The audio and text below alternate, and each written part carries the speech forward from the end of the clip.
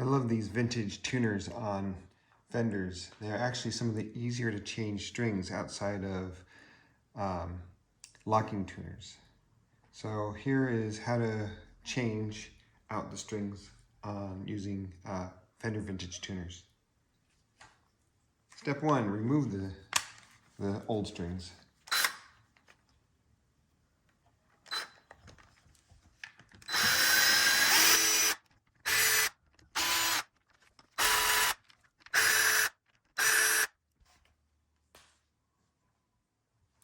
Once you've loosened them up, they're very easy. You just pull up and it pops right loose. Next step, in order to feed them through the back tuner or tremolo block, you'll need to cut them. So set these off to the side to be thrown out or recycled later. Next step is just pushing through.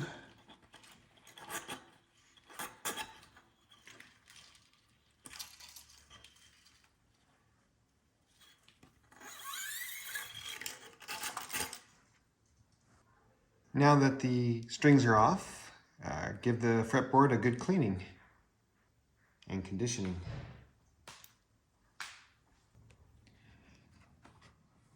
As you can see, there's a little bit of gunk discoloring some of the fretboard. So far there's pretty good, there's not too much wear on the frets themselves, but I'll give them a quick polish. For fret polishing, I really like using these boutique fresh polishers. Since I'm not really doing any sort of recrowning or leveling or anything like that, this just gives it a nice light polish. As you can see, some of these have a little bit of, not fret wear, but a little discoloration. They can be used to buff them up a little bit.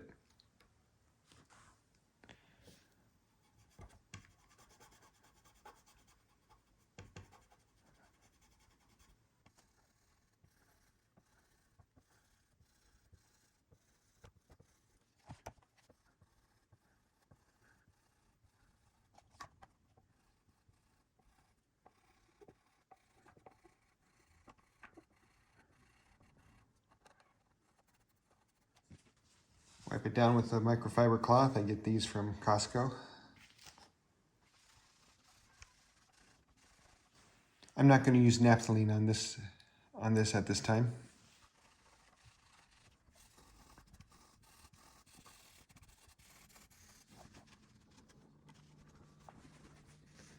Give it a general wipe down.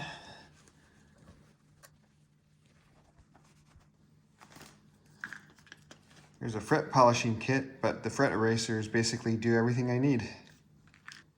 For rosewood necks or these types of ebony necks, I find that the F1 oil is really good, and you don't need very much of it. If you overdo it, it will weep out and it'll just keep beating up. So you want to be very sparing with this. Just a little drop.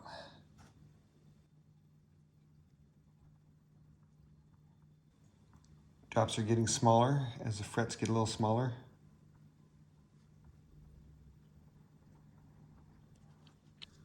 A handy little tip if you don't want to get the oil all over your fingers is to take a little bit of cling wrap, wrap it around the tip of your finger,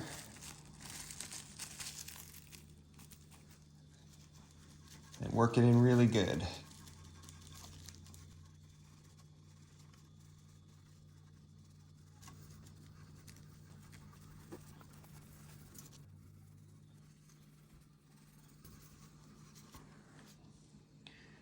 And then let it sit for about 5 minutes.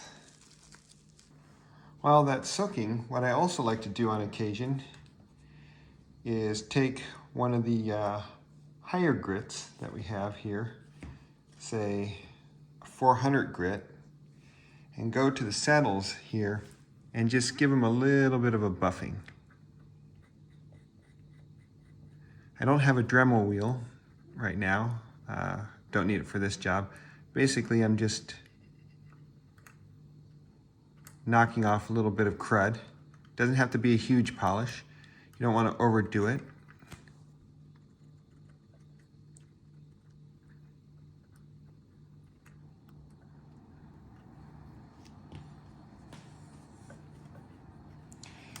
Now this is a Fender Custom Shop, so it has vintage style stuff, and it's a Relic guitar, so it looks pretty bad, but it really isn't. It's just meant to look that way.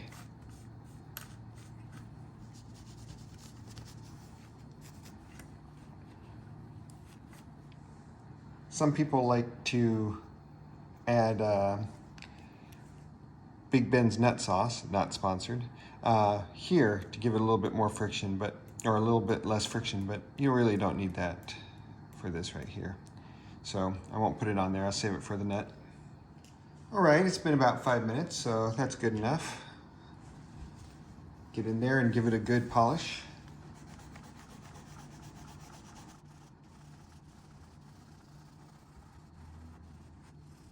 You can see it's still picking up a little DNA.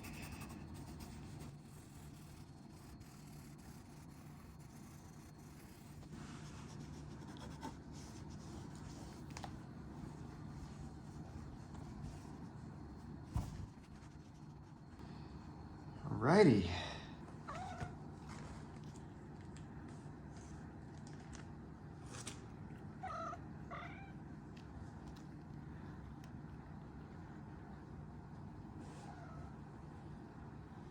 Silly cat. You go down there.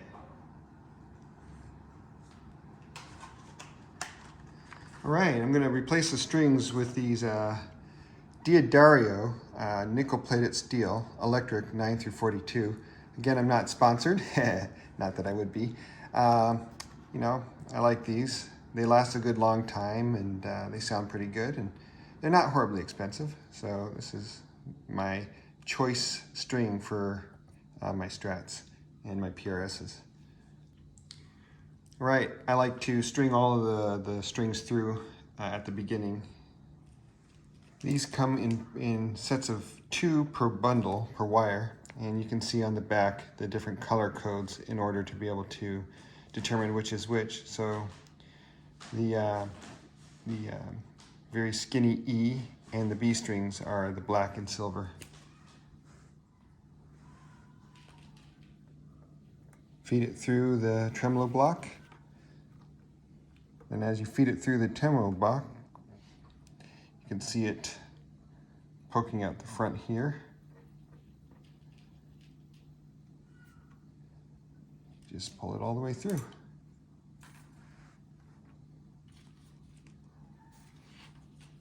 Feed it into the next one.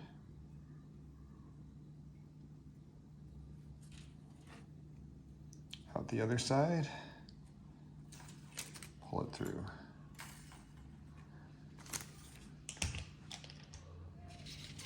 Gold and gray next.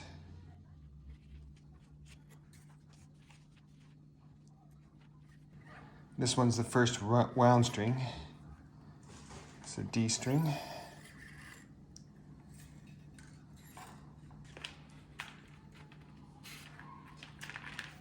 Finally, the A and low E.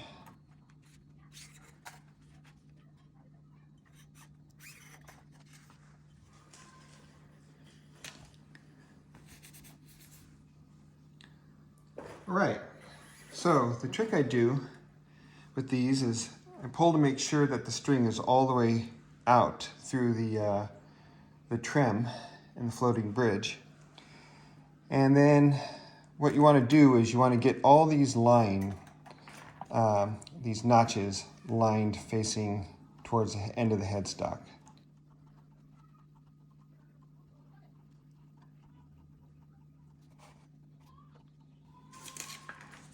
Right. So for the low E string, I usually stretch it taut and then go 2.5 past it, 2.5 to 3, and then I clip it.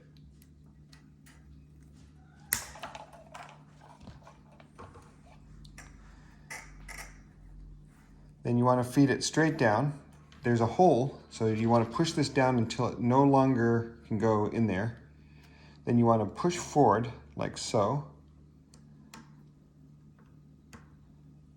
And then pull backwards. And you want to put your thumb down and give it some torque coming up like this. See how I have it like that? And then you want to wind it.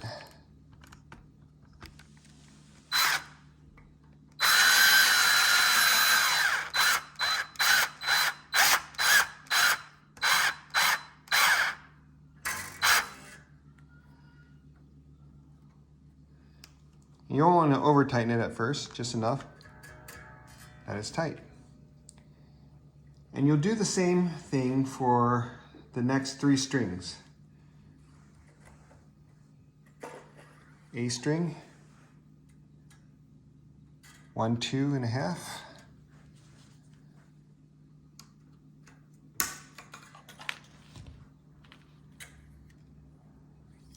Pull it tight, straight down, pull, loop.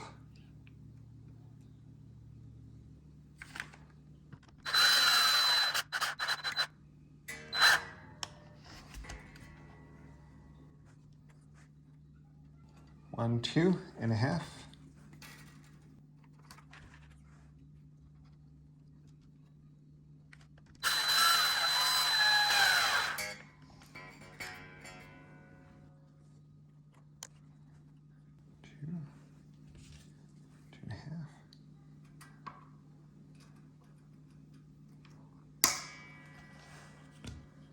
So for the unwound, sometimes you can do the same old trick, but it's often good to, try to loop once.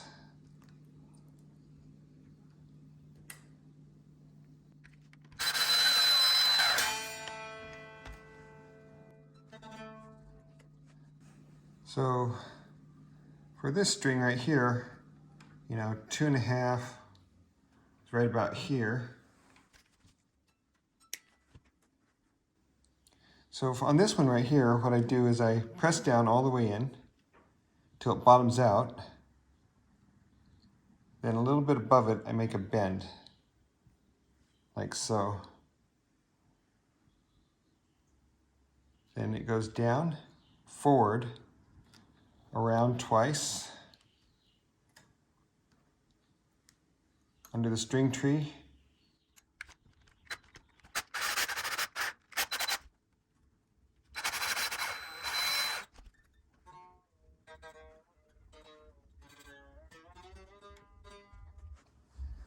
Now high, 2, 3, about here. Go in, give it that little bend.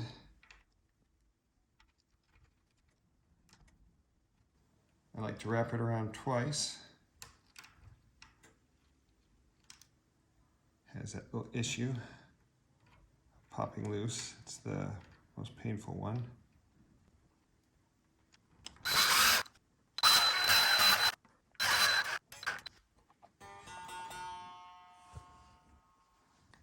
And that's essentially done.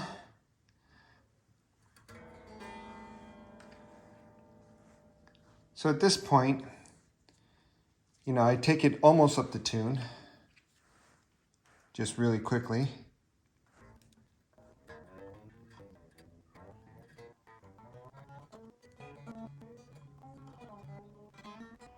And don't worry if you're a little sharp, the strings will stretch.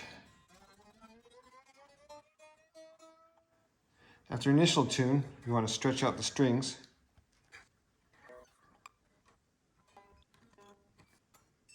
After the initial stretch, I get the Big Bend nut sauce. And this is a good time. I usually just, pop it loose out here. And usually I do it from the other side because it's easier. Lift it out, put just a little bit right here at the top.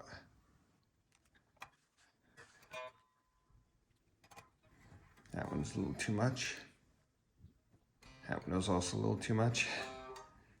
You don't need very much, and I've been putting too much in here. Now I find this can sometimes discolor bone nuts, but so it can pencil leads.